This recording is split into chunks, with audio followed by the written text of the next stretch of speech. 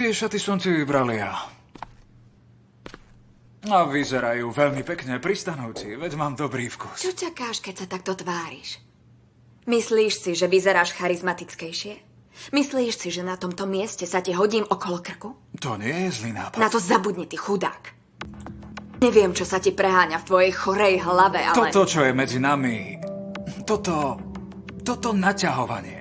Je to milé, naozaj. Páči sa mi to, je to také vášnivé. A priťahuje ma to.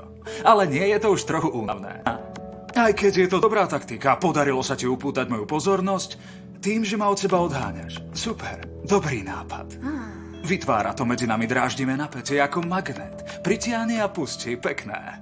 Ty si naozaj chorý človek. Veľmi, veľmi chorý. Ja som chorý, áno. Som blázon, pravý blázon. Áno, priznávam. Ale ty si jedno veľké klišé. Ha? To všetko si sa naučila z telky. Mladé, chudobné dievča, ktoré od seba odháňa bohatého fešáka. Dobre, v pohode. Vzdávam sa. Už sa viac nepribližuj. Mám ruky vo vzduchu.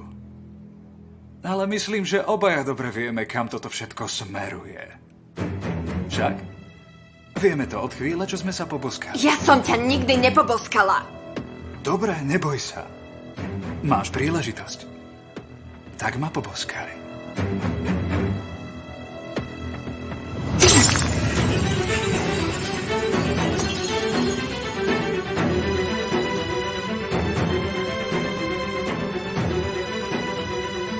Poviem ti, kam toto dnes večer bude smerovať.